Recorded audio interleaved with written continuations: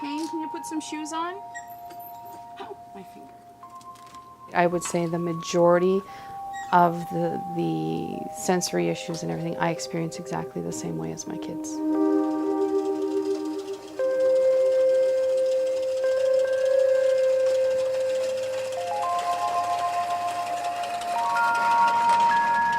Okay, my name is Leah Dubé. I am 40.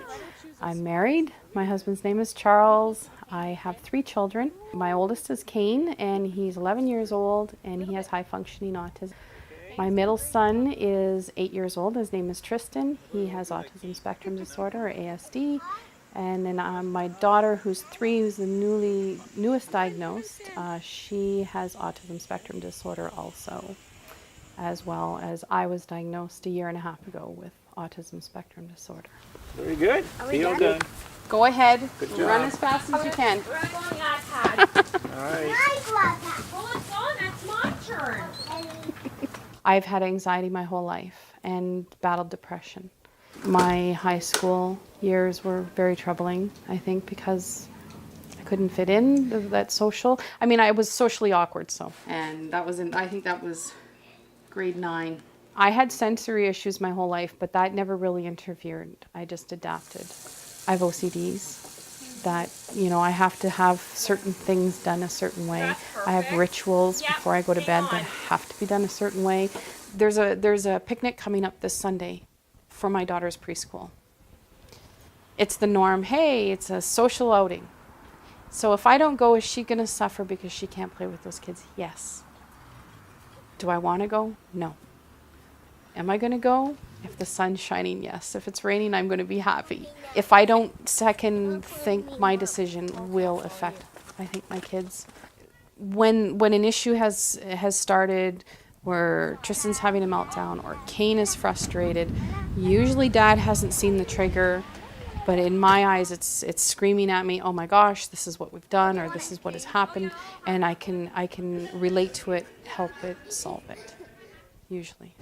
Okay, well, Mommy goes with the cheaper one. This one. I'll pick this one. No, how about this one? Okay, both of them. No. How about that one? Okay. They tend to act like pretty natural most of the time, and when there's a blowout, it's like I don't understand it.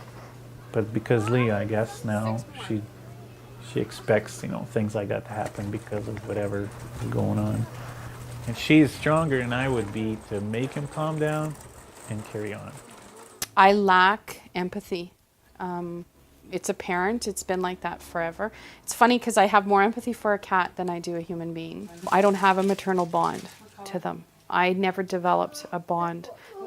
And that's where I always felt cold. So that's always an issue.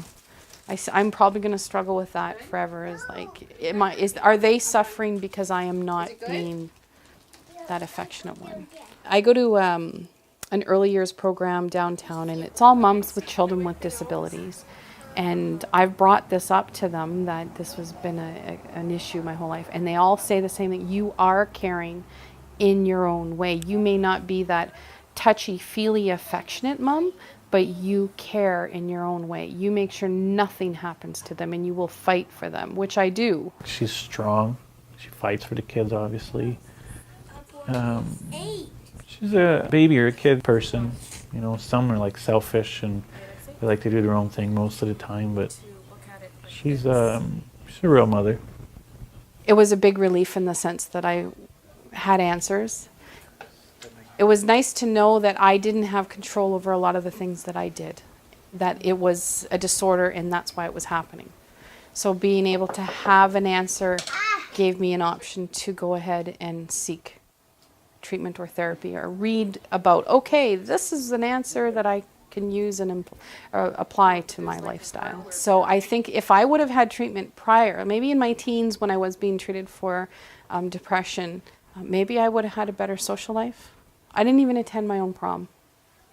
I didn't attend one high school dance. Speech now, I won't be able to do the 11th.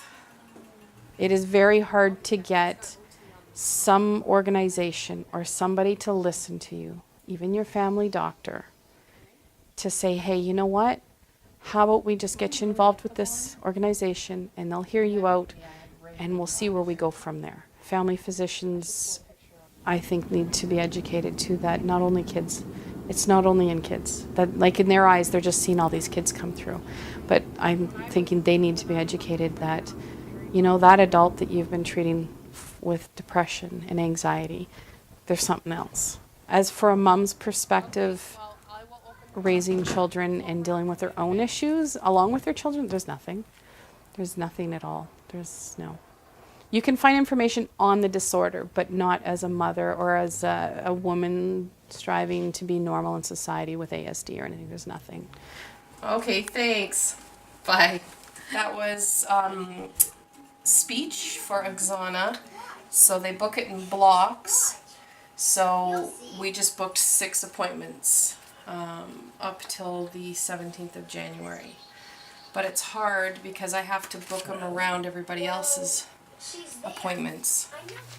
But I have one binder for each child.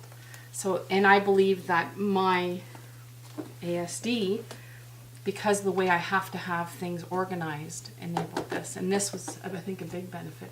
Our respite workers, a